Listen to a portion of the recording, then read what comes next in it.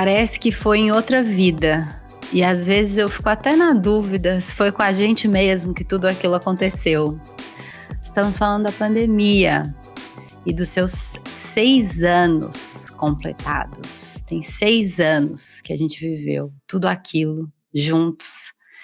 E no episódio de hoje, a gente decidiu colocar um pouquinho de luz nesse trauma coletivo, nesse processo que a gente atravessou e que foi tão difícil, com etapas tão distintas, né? A gente vinha de uma vida, de um modo de viver que antes parecia inabalável. Era tudo muito estabelecido, né? A vida como ela era. E aí, com um corte seco e brusco, a gente passa a viver, né, aquela expressão terrível que me dá arrepios só de pensar, do novo normal, né? E aí depois, com o fim da pandemia, a gente tem uma sensação que vai minguando aquele novo normal até chegar em algum outro lugar. Será que a gente já chegou? Então, com essa, eu abro esse nosso episódio. Meu nome é Luísa Vol, sou cofundadora e diretora criativa da Content e convido Dani e Ilana a se apresentarem. Bom dia, boa tarde, boa noite, Contenters. Eu sou Dani Arraes, escritora, cofundadora da Content, diretora criativa e alguém que pensa demais sobre esses efeitos da pandemia, porque eu acho que a gente nunca se recuperou dela e a gente nunca olhou para isso com a atenção que a gente deveria olhar. E eu estou muito empolgada para a gente falar disso, colocar esse elefante na sala nesse episódio. Bom dia, boa tarde, boa noite, Contenters. Eu vou me conter hoje e não chamar ninguém de traumatizados, porque eu já chamei em um outro episódio, mas eu acho que somos todos, pela pandemia e pela sombra dela, né? Novo normal esse, hoje em dia é o quê? Qual é o nome que a gente dá para esse tempo maluco? Vamos conversar sobre isso. Eu queria começar perguntando quem vocês foram durante a pandemia, porque a gente teve diversos perfis, né? Apesar de existia uma diretriz que falava todo mundo tem que ficar em casa e usar máscara, muita gente não ficou em casa nem usou máscara. Vocês conseguem lembrar como vocês eram ali naquele março de 2020? Ai, para mim é impossível não lembrar. Quando eu olho para trás, é até difícil entender o que me atropelou, porque foram tantas coisas paralelas acontecendo. Então, eu me lembro de uma cena muito simbólica, no dia 13 de março, no dia que foi anunciado um lockdown mais efetivo, eu saí para ir na farmácia para comprar um teste de gravidez. E eu me lembro que eu fui com uma bandana amarrada, como se fosse do faroeste. Essa foi a minha máscara daquele momento. E foi assim que eu descobri uma gravidez junto com uma pandemia. Então, vivi muito trancadinha, um dos momentos assim mais especiais, né, da vida de alguém que estava sonhando em viver tudo aquilo. Eu quis muito estar perto das pessoas e infelizmente não foi o que aconteceu nesse momento. Mas acho que quase com grande parte das pessoas aquele normal se encaixou, né, até virar o grande dia da marmota. Aquele dorme, acorda, e assim a vida segue. E eu tenho durante o processo, né, a gravidez, assim, me trouxe muito, muito bem-estar e muito sopro de futuro, muito desejo de futuro. Então, um lado meu ficou muito focado em olhar para frente, em olhar para aquela vida que estava começando, até para não sucumbir, né, gente? Porque, poxa, né, a gente sabe aí bastante dos efeitos que a saúde mental da mãe causa nesse processo. Então, assim, muitos medos, muitas coisas juntas, mas tentei ficar bastante focada naquela vida que estava sendo gerada.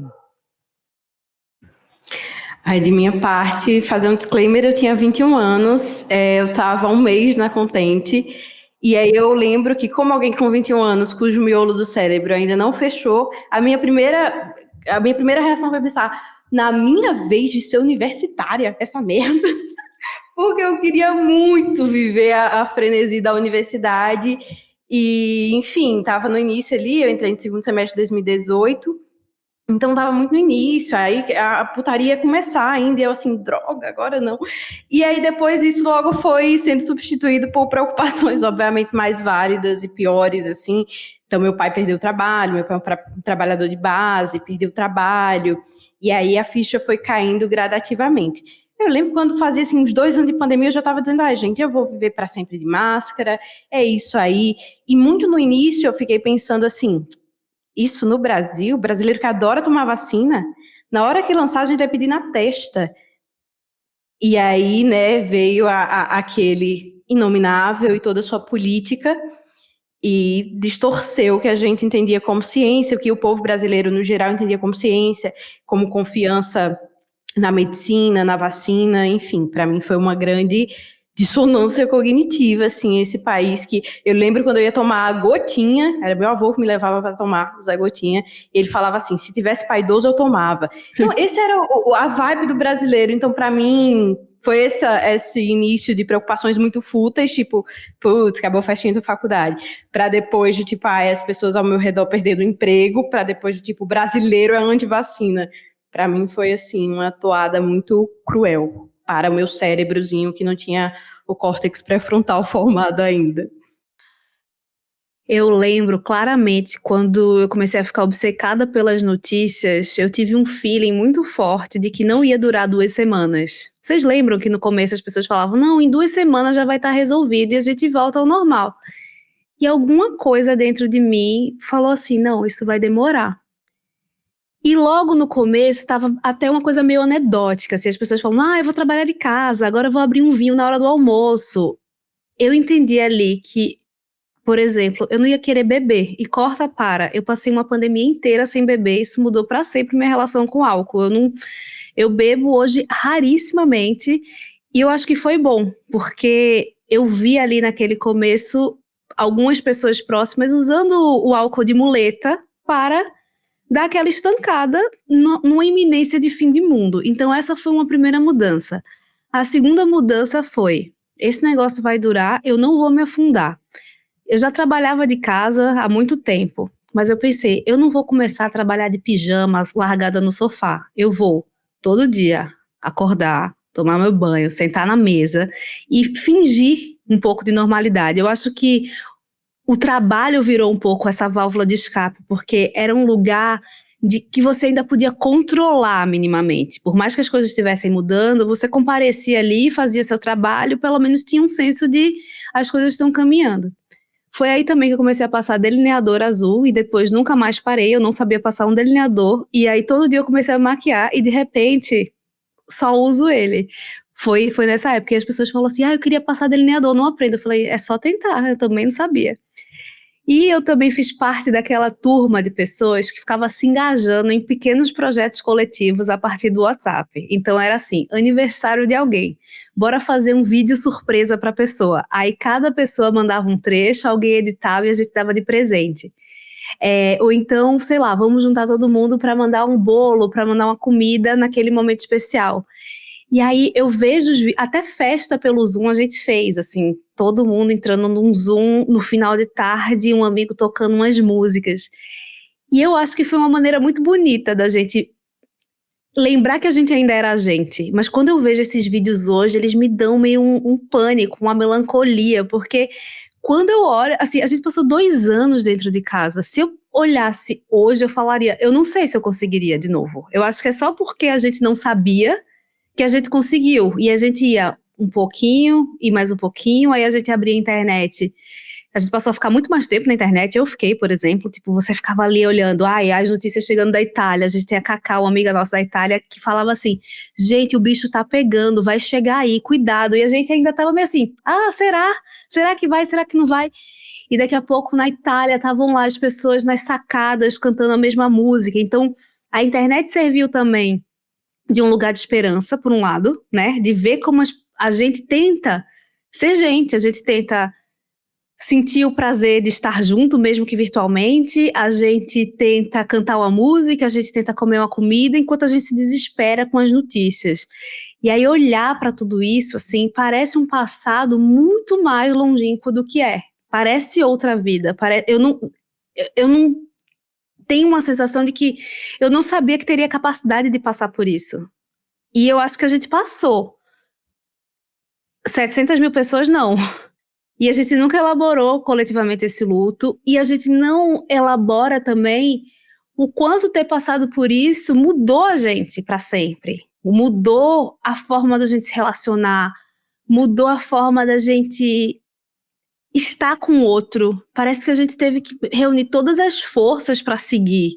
Então, ao mesmo tempo que eu olho com que massa que a gente foi resiliente, é assim, que duro que a gente teve que passar por esse trauma e seguir nesse lugar tão apartado, assim. E tem muito mais coisas para falar também, porque tem filho no meio e essa maternidade muito apartada de todo mundo, no momento em que, né, tudo que você quer é uma aldeia. Enfim, muitas coisas. Mas não quero ficar só falando sem parar. Quando a gente começa a olhar para isso, assim, será que a gente consegue classificar isso, né, como um trauma coletivo, uma experiência que nos une? E aí eu estava vendo essas definições, assim, sobre trauma, o que configura, né? E tem uma dificuldade de fazer sentido. Quando algo rompe, quando um evento rompe, né, a tua vida ali de alguma forma, e você não consegue encaixar isso em tudo que você já sabia antes. Então, eu acho que é muito perfeito esse exemplo, né, do que a gente viveu, e de que, por mais que existissem problemas no mundo, essa união de uma grande questão, né, nos nossos tempos, foi um evento que nos uniu a todos, embora, né, tinha aquela analogia dos barcos, né, não estamos no mesmo barco, né, cada um na sua navegação diferente, a gente encontra um mundo que tanto nós quanto os adultos claramente não estão dando conta, então as crianças veem isso acontecer dentro de casa, né? O mundo externo se torna muito inseguro num nível de que um produto que você compra pode vir intoxicado na embalagem, né? Um nível de insegurança Só brutal. quem viveu sabe, né, lavando o pacote de batata palha. Que tempos!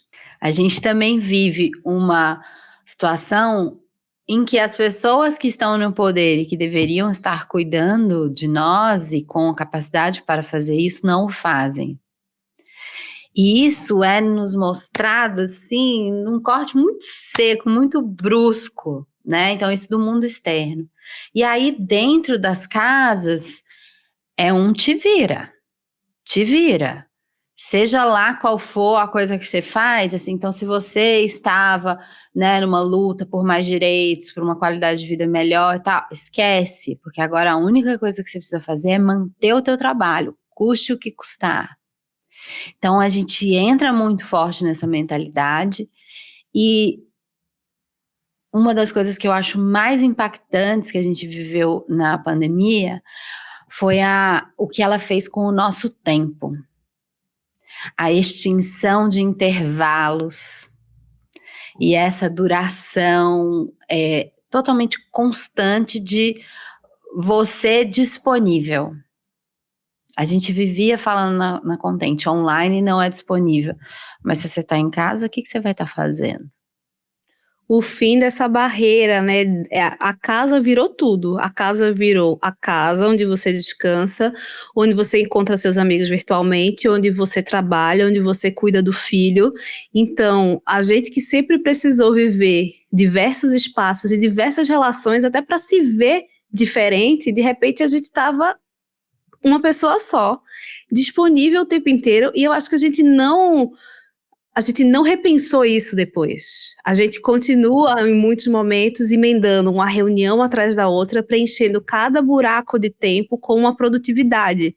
Porque é isso que vai nos tornar mais eficientes, é isso que vai fazer a gente não sucumbir. O que é uma ilusão de controle gigante, né? E eu acho que é uma falta de assentamento das ideias, assim, do que é que a gente viveu e como é que isso reverbera mais para frente. Por outro lado, a gente também percebe que a certa altura foi tanto tempo que a gente aprendeu um pouco a administrar essa rotina. Então, eu lembro, eu tive uma fase de cuidar de plantas. Gente, até curso sobre plantas eu fiz, aí eu ficava podando, adubando, ajeitando, e eu olho assim, que desespero que era para viver alguma coisa diferente do que só ficar na frente de um computador. E aí eu acho que eu não gosto de pensar em nenhum impacto positivo de pandemia, mas esses dias eu estava falando com uma amiga que voltou a trabalhar presencial todos os dias. E aí ela falou assim, tá sendo muito difícil para mim, porque eu não tenho espaço de silêncio, eu não tenho tempo de ficar sozinha, só quando ela tá no transporte público, aí beleza, ela consegue, sei lá, ouvir uma música. E ela ama música, mas ela falou, eu chego em casa, eu não quero nem ouvir música, eu não quero conversar, porque eu tô ali e tá sendo muito intenso. O deslocamento, estar com pessoas o tempo inteiro. Então, tem um custo. Acho que para muita gente que conseguiu exercer seus trabalhos no remoto, a certa altura, deu para dar uma mesclada. Vou cozinhar minha própria comida, vou aqui cuidar da planta. Quem tinha filho e idade escolar nessa época, eu não consigo nem conceber, porque como era dar conta de si, do trabalho e do filho, e da educação do filho, acho que é todo um panorama aí que faz a gente falar também dos déficits que a educação teve, né, que a socialização também. Mas nesse sentido, assim, a gente sente no corpo que daria para ser diferente, que a gente não precisa estar o tempo inteiro em contato com as outras pessoas falando o tempo inteiro, mas aí o mundo volta e diz assim, não, vai ter que todo mundo trabalhar presencial, porque sim, vai ter que trabalhar, você vai se deslocar por 2 horas para chegar num lugar, abrir o computador e falar com as pessoas remotamente, mas você tem que estar aqui. E isso também parece uma não elaboração, sabe, dos efeitos e dos impactos. E eu acho que é aí que entra também essa coisa do novo normal, né? Que foi muito capturado pela publicidade, porque é uma pseudo-solução do capitalismo para que você não elabore o trauma.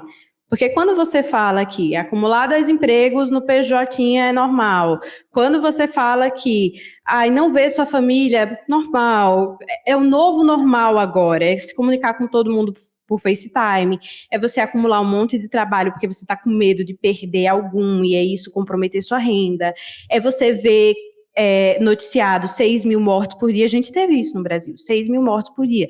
Quando você tem uma coisa que vem, uma contranarrativa que vem e fala, esse é o novo normal. Não é para que a gente elabore, pense, problematize, é para que a gente cala a boca e entenda que daqui para frente é só para trás. É assim, ou você se adapta ou você é engolido.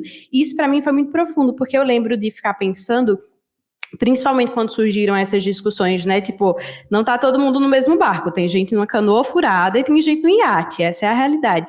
Eu fiquei muito pensando, cara, porque outra coisa que também é uma pseudo-coisa do capitalismo é a gente achar que o Brasil é um país pobre. O Brasil, o Estado, não é um país pobre, não. O Brasil é um país que não distribui suas riquezas, ou que não tem equidade social. Isso não faz dele um país pobre. Eu lembro de quando veio, né, as frases, a economia não pode parar, o país não pode parar, e blá, blá, blá. De eu pensar, cara, se a gente está trabalhando todos os dias, há muitos anos, 8 horas por dia, a grande maioria de nós contribuindo para uma previdência social, pagando seus impostos, não tem a maioria não está sonegando, essa é a realidade. Se a gente está fazendo essa engrenagem girar tão fortemente, com tanta excelência quanto ela vem girando, por que que em um momento em que a ameaça é um vírus potencialmente letal, a gente não pode parar 30 dias? Eu Ai, lembro de ter sim. ficado muito indignada com isso, assim, porque eu pensei, cara, pronto, o capitalismo, agora vem a revolução, porque o capitalismo está se desmentindo na frente de todo mundo, está falando, oi, sabe a história que a gente está contando há 200 anos? Mentira, não dá para parar 30 dias. Assim, é uma conta que simplesmente não fecha. Então, eu lembro de ter tido, quando a Lu fala de luto e de trauma, eu acho que trauma também é você não ter o que referenciar. Você não tem capacidade de referência. Você não tem agência sobre aquilo e você não tem o que referenciar, porque sim, houve outras pandemias ao longo da história, mas a nossa geração, as 2 ou 3 últimas gerações, essa foi a primeira que a gente viveu. A ciência disse que não vai ser a última, mas foi a primeira. Dessa forma global e violenta, também ela foi única nesse sentido. E aí eu fiquei muito pensando nisso, assim, nessa mentira do capitalismo. Eu lembro que foi um crash, assim, pra minha cara, de tipo, caramba, não pode parar 30 dias, então fecha esse quiosque desse país, fecha essa bodega. E eu lembro também da sensação de, assim, a gente não pode parar e pensar, inclusive no que pode ser diferente. A gente não pode aproveitar esse momento e pensar o que é que a gente quer daqui pra frente. Eu lembro, e me irritava demais esse, não, porque o novo normal e vai ser assim, vai ser assado. As pessoas querendo ler um futuro a partir de um presente que tinha 2 semanas e, assim, com muitas certezas. E tudo que não dava pra ter naquele momento era certeza. Porque você não sabia quanto tempo ia durar, quanto tempo ia levar para ter vacina, quem é que ia poder se vacinar, se era seguro. A gente só tinha dúvida, mas a gente não ficou com as dúvidas. A gente já foi acelerando os processos para dizer, não, agora vai ser assim, agora vai ser assado. E às vezes eu penso que, assim, existe um grande complô dos bilionários e bilionários dizendo assim, beleza, então foi desse jeito, ficamos aí 2 anos, as pessoas em casa, tivemos muito prejuízo. Então, quando puder voltar, vai voltar todo mundo para o escritório, sim, porque a gente precisa justificar a existência desses espaços que criamos. Então, esses grandes prédios na Faria Lima, em São Paulo, eles precisam estar ocupados por gente, independentemente se isso vai trazer mais eficiência ou não, as pessoas precisam estar ali. Então, é meio assim, a gente não para e reflete e vislumbra possibilidades. A gente só vai vendo o próprio capitalismo dizendo assim, não, você vai ter que fazer mais, você vai ter que dar conta de mais, e você vai ter que dar graças a Deus que você tem um trabalho, porque muita gente não teve. Então você se agarra nele e você faz tudo o que você puder, porque você ainda é privilegiado de poder fazer alguma coisa e ganhar um dinheiro por isso. Então, é um pacto de manutenção das coisas como elas são, que não permite que a gente tenha autonomia e agência para questionar e para coletivamente dizer, não, gente, não dá, não deu assim. Todo mundo sabe que, apesar de ter sido horrível, ficar em casa fez com que muita gente pudesse estar mais presente nas próprias relações, com filhos e tudo mais. A gente vai precisar equilibrar, a gente não vai precisar voltar ao mesmo escritório, trabalhando o dobro, ganhando a mesma coisa e com as coisas mais caras, mas assim, o que me impressiona é esse pacto, assim, de manter as coisas como estão, mesmo quando o mundo inteiro falou assim, a gente vai precisar parar, e a gente poderia ter repensado muitas coisas, repensado o nosso consumo, repensado a forma como a gente se desloca, e não, a gente só continua e vai, e daqui a pouco vem outra oportunidade e a gente desperdiça porque não é do interesse das pessoas que dominam, né, esse mundo, que a gente pare e questione ele. É sempre um imperativo da pressa, né? Não importa o que seja, tem que ser rápido. Eu me lembro muito da gente em reunião de pauta com uma recém-chegada Ilana, e a gente, né, já sentindo um pouco essa pressão externa dessas definições, né? O que é essa nova vida agora? E a gente, não vamos falar, a gente não sabe. E de sustentar esse lugar do não saber. E uma coisa que eu acho muito característica desses nossos tempos é que seja qual for o seu ato de proteção da sua saúde mental, da sua integridade, da sua família e tal, é sempre feito num nível muito individual, né? A gente, cada um sozinho achando seja lá qual for o seu bote salva-vida. Um vai fazer pão, outro vai cuidar da planta, o outro vai meditar, o outro vai... e eu acho que tem uma cena da série Succession que eu acho muito emblemática, me marcou assim para sempre, que é quando a Shiv perde o pai. E um dia ela tá numa sala de reunião, assim, e então o marido dela abre a porta e ela tá aos prantos. E ele fica meio confuso vendo aquilo, falou, você tá na sala de reunião? Eu ia usar essa sala agora? O que tá acontecendo? Ela falou, é que às vezes eu reservo essa sala para ter um momento para mim. Aí ele falou assim, Shiv, você tá colocando o seu luto no calendário? Are you scheduling your grief? E eu lembro de pensar assim, que tristeza uma vida com tantas ausências de intervalo, que para você se permitir sentir alguma coisa, você realmente tem que abrir um espaço tal qual um ativista. Se você não colocar na agenda, não acontecerá. E eu acho que, infelizmente, a gente carrega isso muito ainda. E, de novo, com lutas muito individuais e estratégias muito individuais. Eu faço assim. Eu fazendo um tempo, Mas, isolados, não conseguimos nada, né? Então, como que a gente... nessa nova fase que a gente está, em que o capitalismo sempre tenta empurrar, né, o que seja melhor para ele, não para um bem viver. Eu acho que essa volta do presencial, assim, também não gosto de demonizar por completo, porque são perdas e ganhos, né? Ao mesmo tempo que trabalhar em casa foi e é muito benéfico para muita gente, também foi e é maléfico para outra parcela enorme, que não tem, né, condições adequadas para viver aquilo.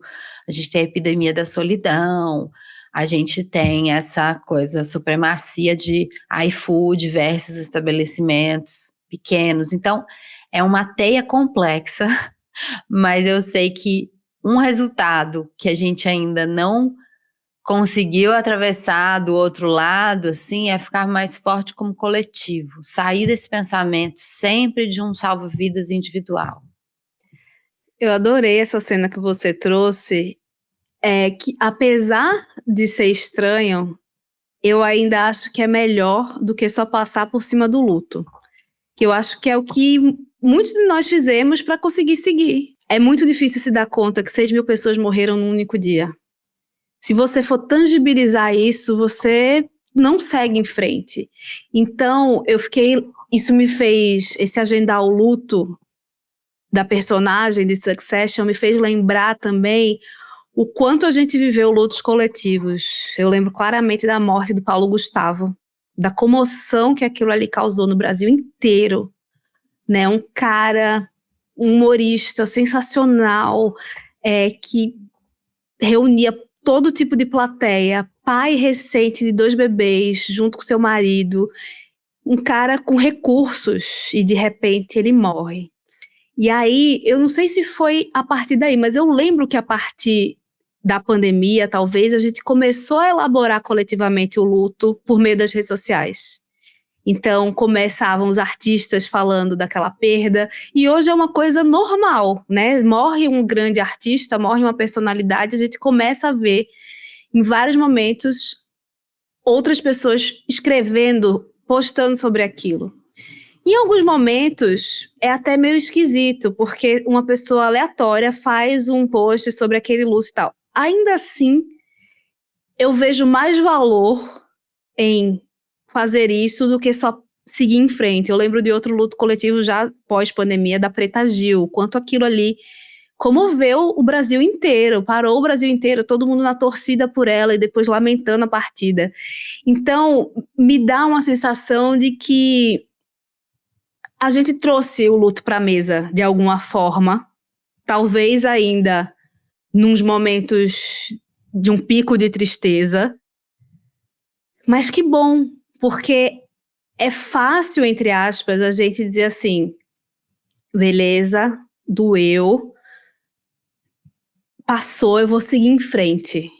E eu acho uma tristeza dobrada, porque eu acho que quando a gente não fala, quando a gente não elabora, é quase como se essa morte acontecesse mais uma vez. Então, enquanto a morte estiver na nossa boca, enquanto a morte for lembrada, a gente está fazendo um trabalho coletivo como sociedade, sabe?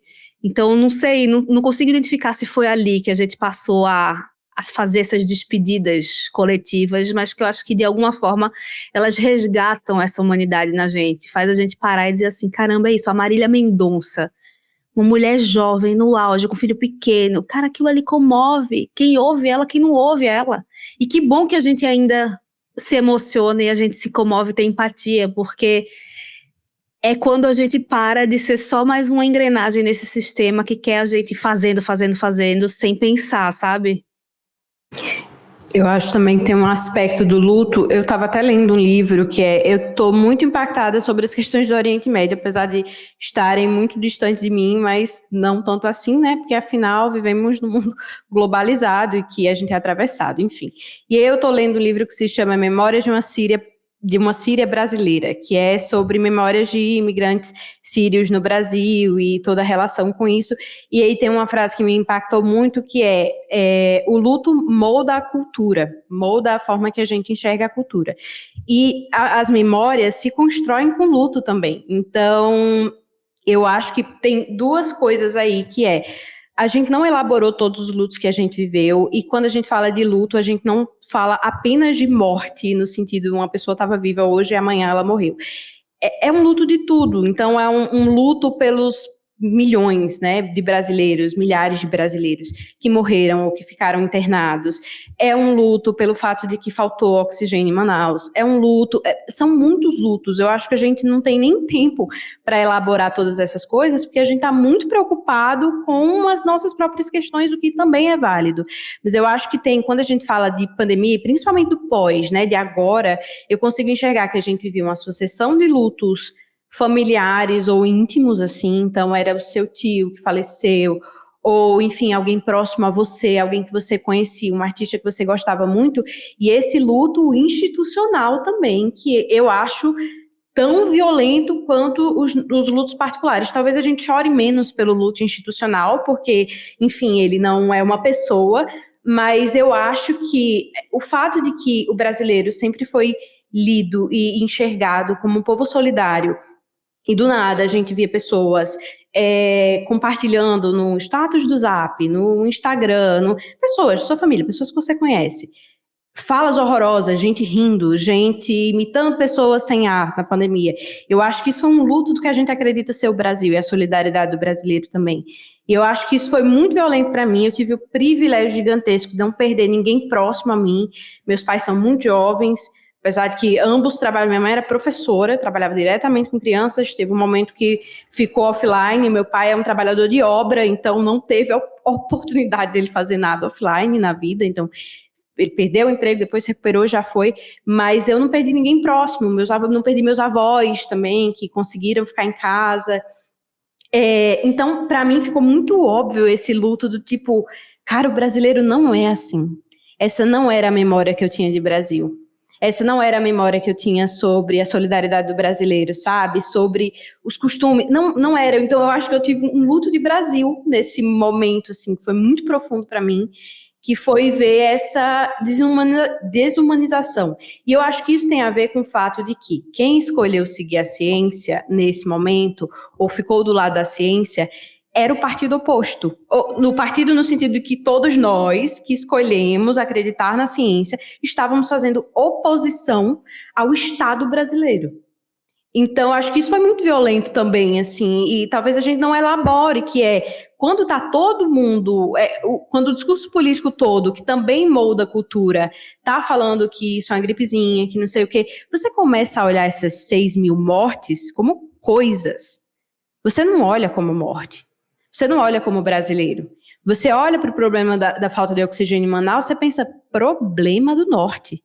Quando a gente é um país inteiro, entendeu?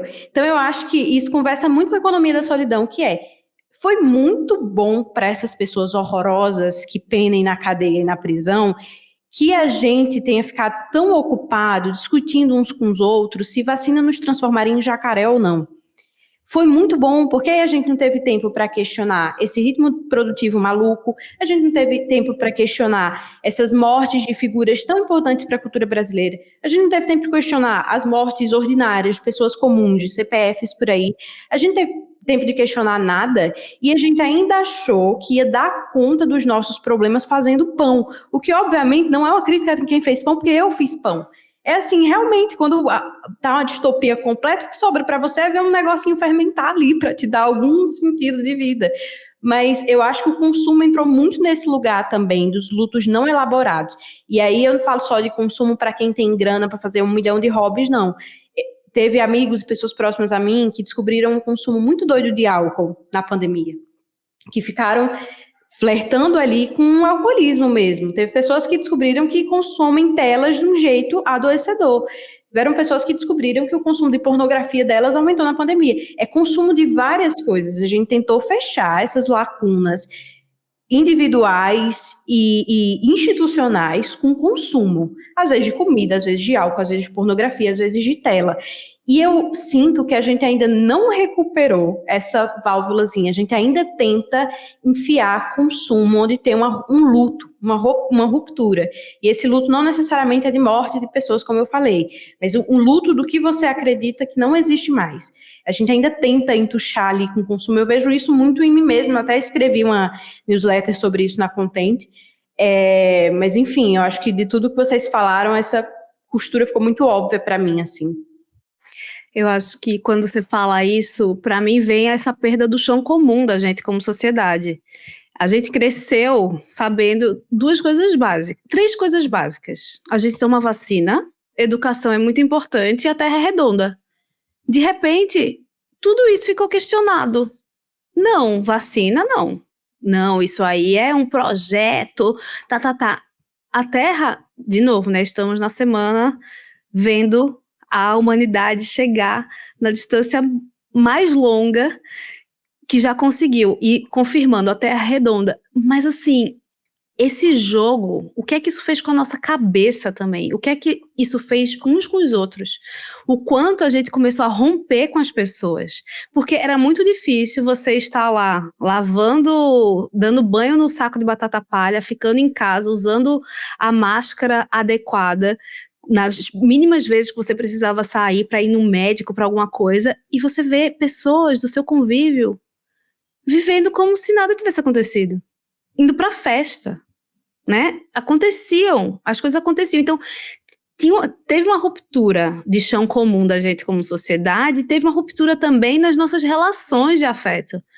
Primeiro porque a gente o outro passou a ser uma ameaça. Então, assim, é muito difícil pensar que as pessoas com quem você convive, de repente, você não pode encontrar, porque elas podem estar com vírus.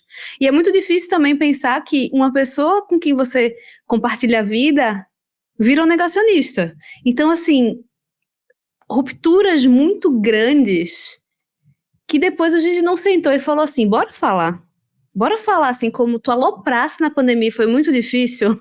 Talvez é isso, nessa individualização tão grande, a gente só foi dizendo assim, beleza, botei a máscara de oxigênio primeiro em mim, tô aqui, vou seguir. Mas seguir como, né? Como é que a gente segue sem olhar para isso tudo? Eu fico feliz que a gente está num estado de Brasil hoje, em que educação, ciência e saúde são valorizados novamente, sendo que a gente está num ano de eleição.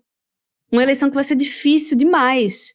E parece que a gente se acostumou bastante com esse nós contra eles, a gente contra eles.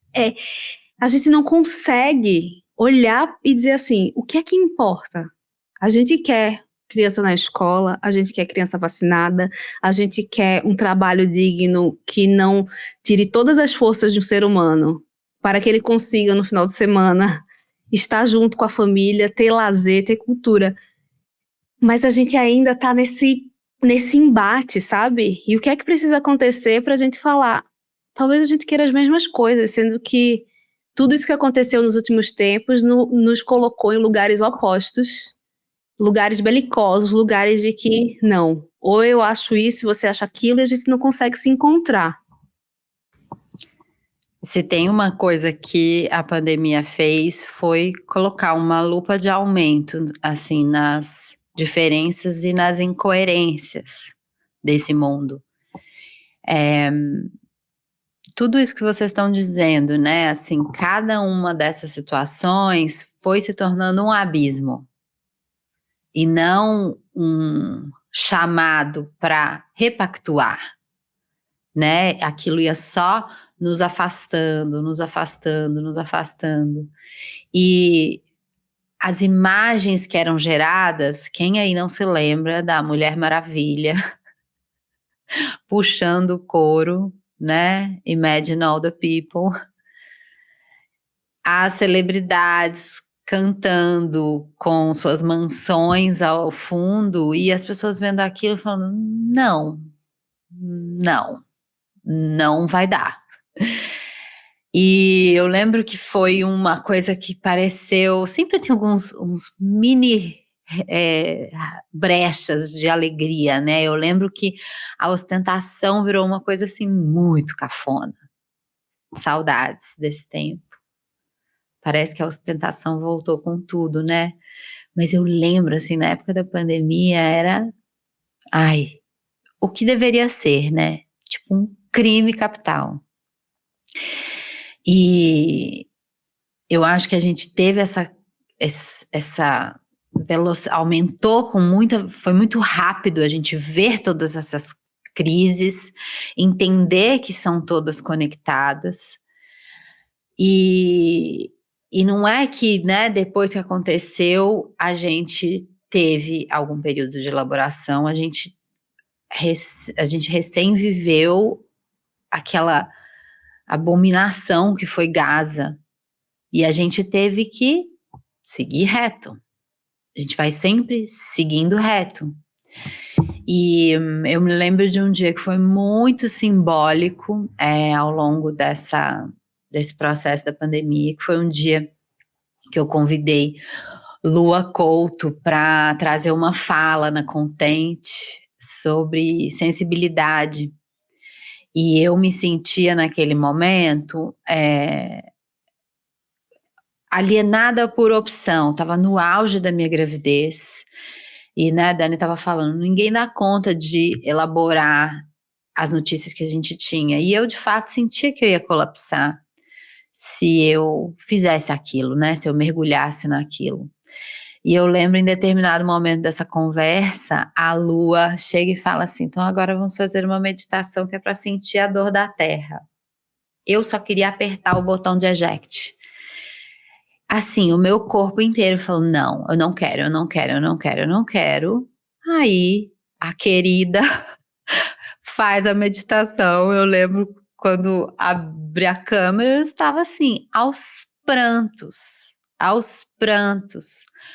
Porque ali eu compreendi que a alienação do que é difícil deixou tudo cinza. Não é que eu consegui manter uma ilha colorida e vibrante para mim. Parece que sentimento tem um pacto, que é assim, só vai dar para sentir se você sentir tudo. Então, foi muito simbólico para mim. Ali eu entendi que eu teria que arrumar tempo para elaborar, mesmo se fosse marcando na agenda, que a gente sempre tem essa possibilidade. Mas esse episódio, gente, ele não tem muito uma conclusão, ele é mais um convite para a gente olhar isso juntos, para a gente reconhecer em voz alta que o que a gente viveu foi muito difícil.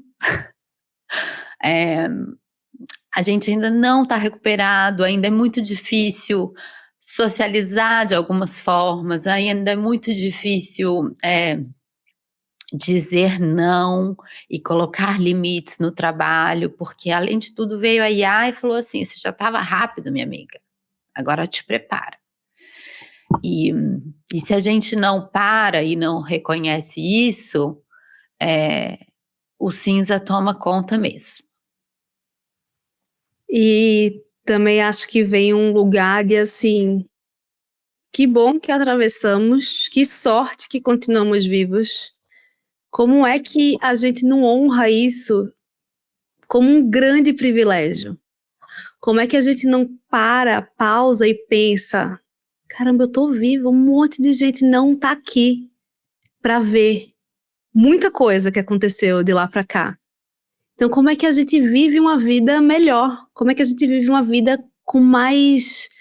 buscando esse chão comum, buscando um lugar em que a gente quer encontrar o outro, em que a gente quer entender a potência de ser um ser humano junto com outras pessoas e conversar e dividir e vencer muitas vezes a dificuldade e a sua própria cabeça falando, não, eu não vou, eu não quero, não vai me fazer bem. Sempre que a gente vai é melhor, sempre que a gente encontra o outro é melhor, inclusive quando a gente tem o embate faz a gente crescer.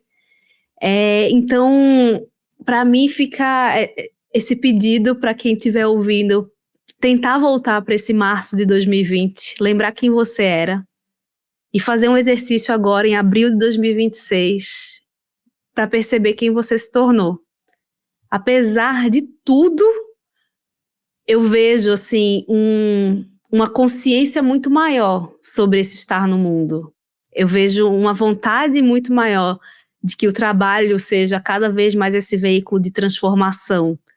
Eu vejo cada vez mais também como os encontros viraram algo muito precioso.